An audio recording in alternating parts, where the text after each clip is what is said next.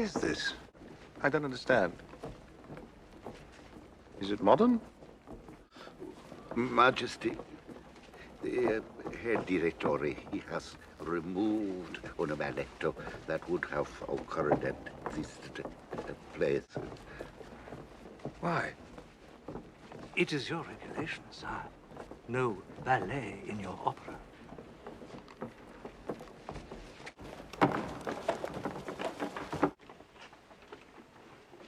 Well, look at them. No. This is nonsense. Let me see the scene with the music. But, sire. Oblige me. Yes, Majesty.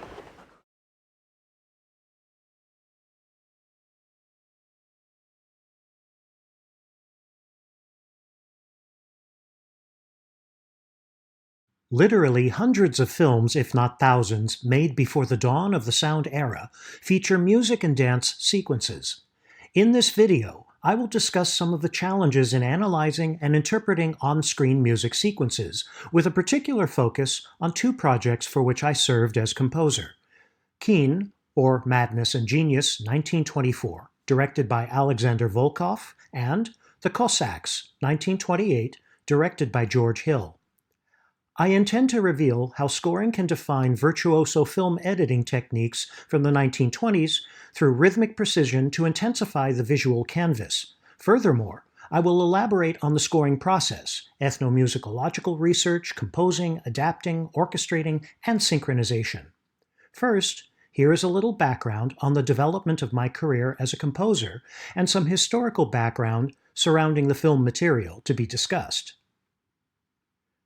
During the time in my career when I was composing music scores for documentary films, 1995 to 2001, I was privileged to work several times with two immensely talented writer-producer-directors, Emmy Award winner Peter Jones and Academy Award winner Morgan Neville.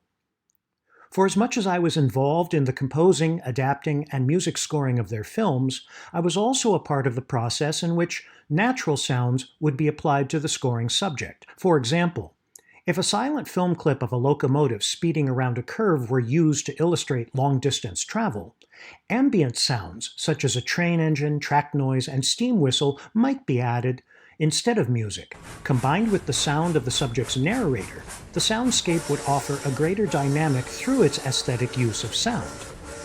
This has had a significant impact on my own silent film scoring practices. One of Russia's greatest filmmakers, Vsevolod Pudovkin, wrote, quote, "It would be entirely false to consider sound merely as a mechanical device enabling us to enhance the naturalness of the image.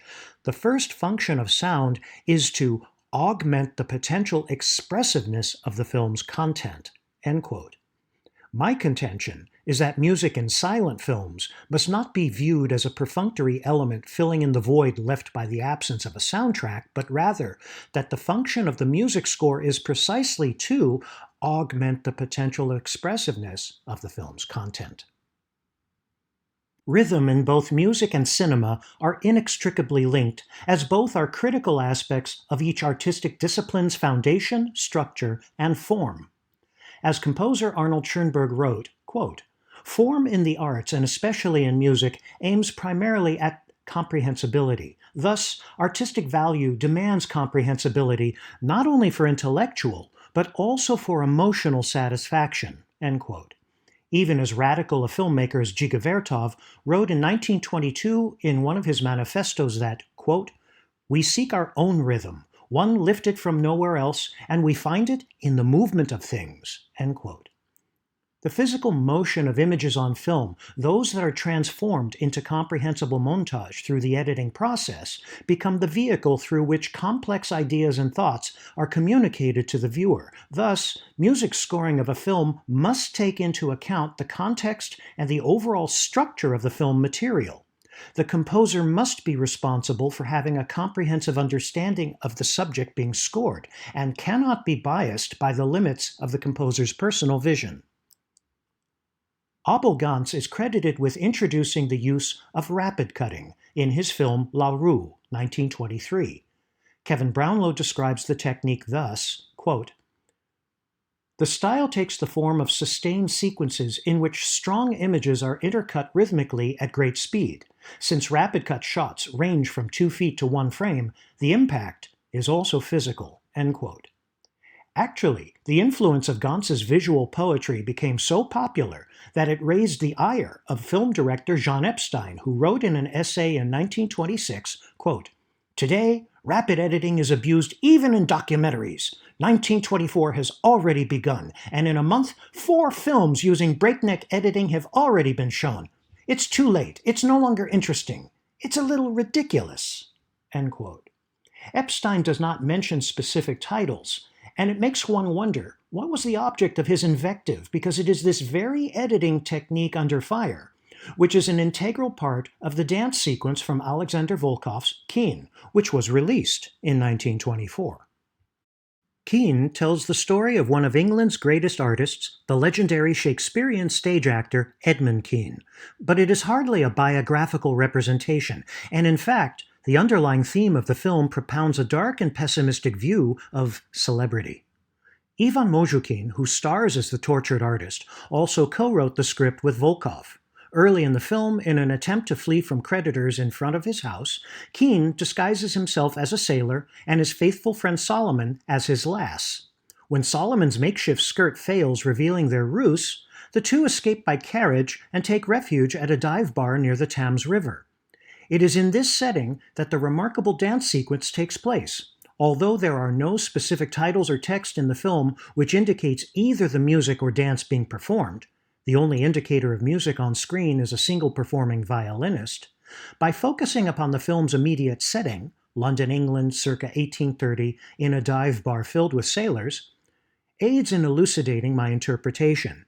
It is divided into 3 parts. The first part contains a jig and a reel, the second part is a frenzied round dance, and the third part is a lively hornpipe. Let us look in detail at the third part. Within a mere 90 seconds, the sequence is made up of 116 separate shots. The speed of the rapid cutting persistently accelerating towards the climactic moment of drama, which abruptly ends Keane's bacchanalian delights. Keane suffers a devastating hallucination of his friend, the Prince of Wales, riding horses with the object of Keane's desire, the Danish ambassador's wife. From the start of the hornpipe, the dancer's rhythm appears accented and deliberate, which prompts a question. What purpose does that serve? My solution soon. The pronounced rhythm of the dancers, along with the well-defined nautical flavors, dictated to me what I felt was the musical selection best suited for this stirring scene. The quintessential hornpipe, Jack's the Lad, better known as college hornpipe. Now, a far more urgent consideration needed to be settled. How do I score this sequence? To make a literal musical representation of the diegesis would mean using only a solo violin as the diegetic music.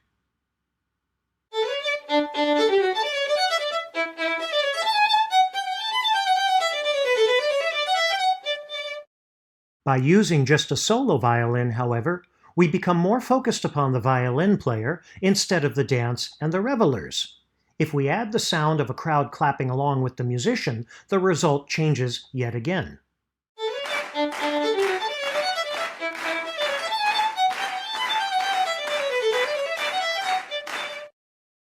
It becomes a perfunctory representation merely enhancing the naturalness of the image, the very thing Vsevolod Pudovkin argued against. Immersed in the study of this sequence countless times, the precision of the editing began to reveal itself to me, and I was in awe of the perfect and precise rhythm of the montage. Those emphatic opening beats given by the dancers defined all of the editing rhythm which would follow. It is, in a word, brilliant. Finally, I determined the tempo to be 141 beats per minute to the quarter note, a spirited allegro con brio, meaning fast and lively. Director Sergei Eisenstein wrote that, quote, all a composer has to do to obtain a complete audiovisual counterpoint is to discover the law underlying the structure of the fragment and include its structural formula into his musical estimate, end quote. So, with my musical estimate determined and the tempo made clear, I was now faced with the challenge of how to orchestrate the music and synchronize my ideas with the film. Starting the orchestration with an equally accented rhythm to match the sequence's opening visuals, I wanted to support Volkov's precise editing and inspired direction. But why did he even use rapid cutting for this dance? Understanding the effect he employed is key when approaching the scoring question. Where Gans used rapid editing in La Rue for dramatic effect and even created visual metaphors, Volkov's intent and use of this technique is entirely different. His visual composition is edited together to create a euphoria and an energy so intense that the physical stimulation of watching the scene practically transports us into that very moment as though we ourselves are the dancers.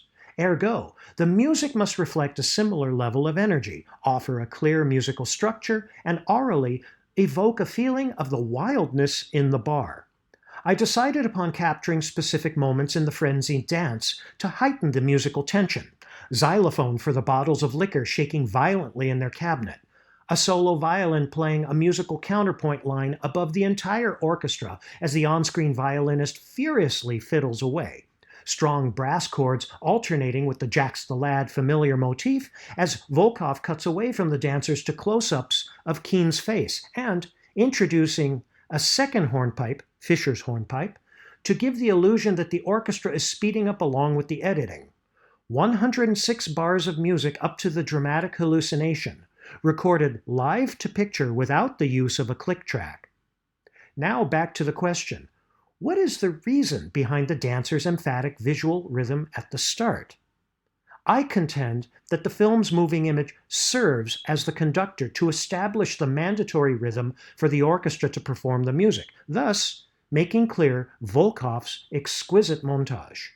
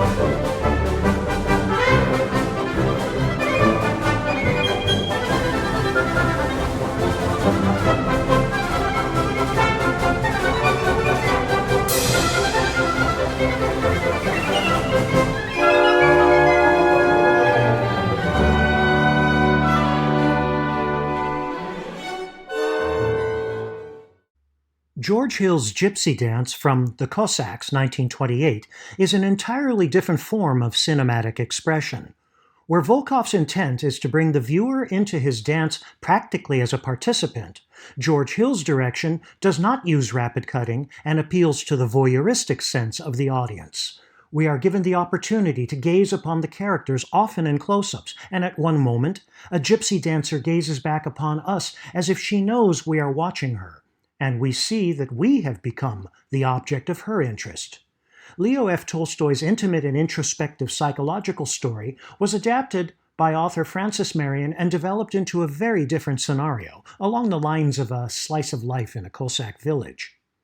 The Cossack warrior leader, the ataman, played by Ernest Torrance, has a son named Lukashka, played by John Gilbert, who has no taste for warfare and bloodshed, which causes a rift between the father and son. After a series of events which culminates with Lukashka going to battle against the Turkish and proving that he is indeed his father's son, the village celebrates the 3-day festival of the 100 Saints. Romanian gypsies have come to the village to join in the festivities with the Cossacks, and it is in the local tavern that evening that the dance takes place. A title opens the scene: Vodka and women, gypsy music, gypsy women.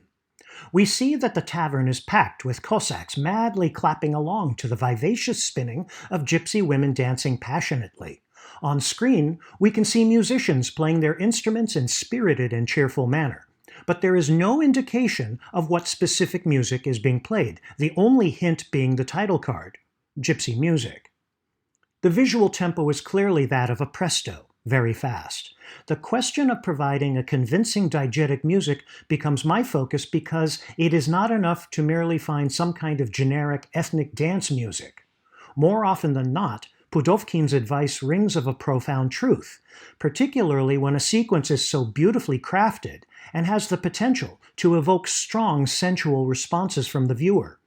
There is a crucial moment in this dance that helps me to understand how I believe the music should be scored to enhance the crux of the sequence, and we owe this to George Hill's bold directing and Blanche Sewell's superb editing.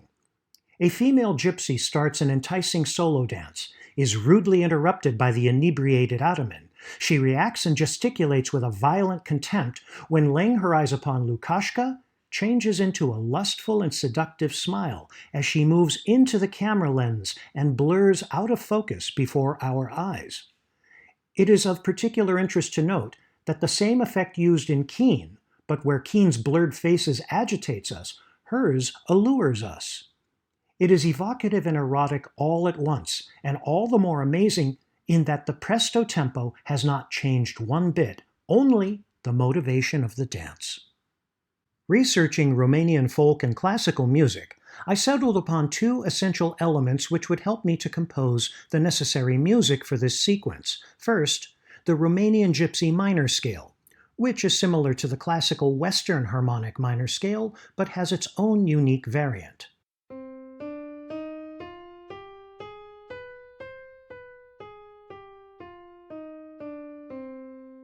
The variant in the Romanian Gypsy minor scale is that it adds an augmented fourth note and then imposes a natural sixth followed by a minor seventh, the resulting effect giving a more exotic flavor to the sound, something Eastern or Arabic.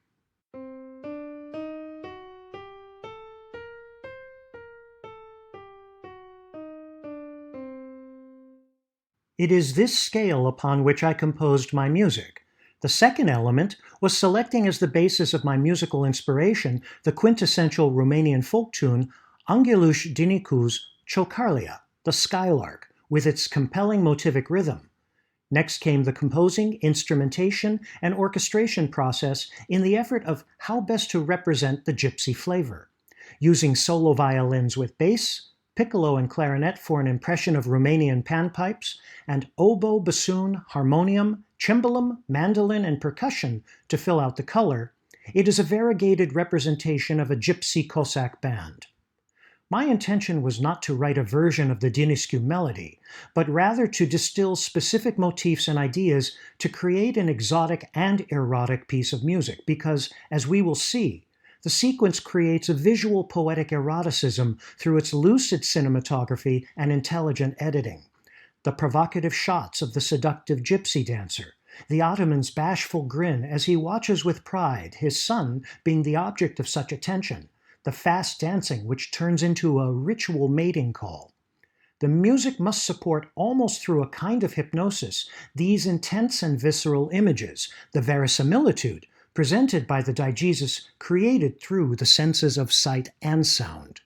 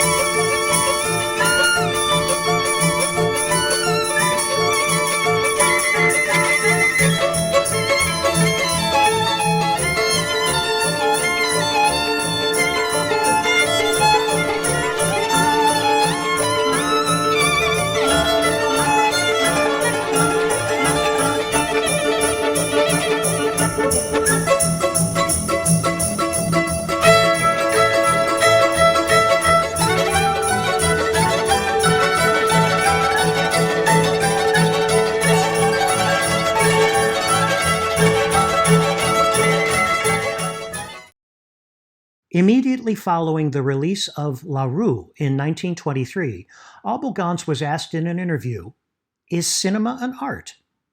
His answer is both surprising and revealing about the man. Quote, "I do not believe that cinema is an art, no. Imagine that nothing exists of what we owe to musical art, and that a man one day discovers the chromatic scale.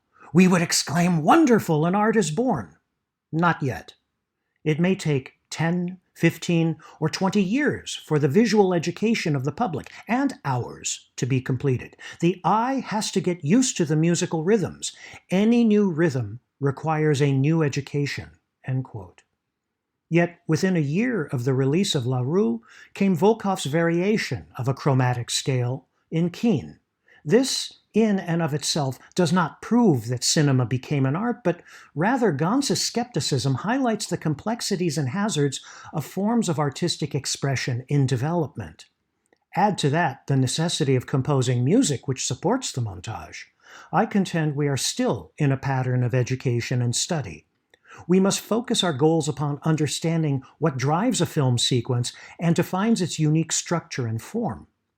Sergei Eisenstein wrote, quote, "What should not be lost sight of is the circumstance that the structure of the separate pieces shot for any scene is not accidental, that each piece in a scene is by no means fortuitous. We might add that only both music and visual music, that is, the montage, must be composed on the same principle." End quote.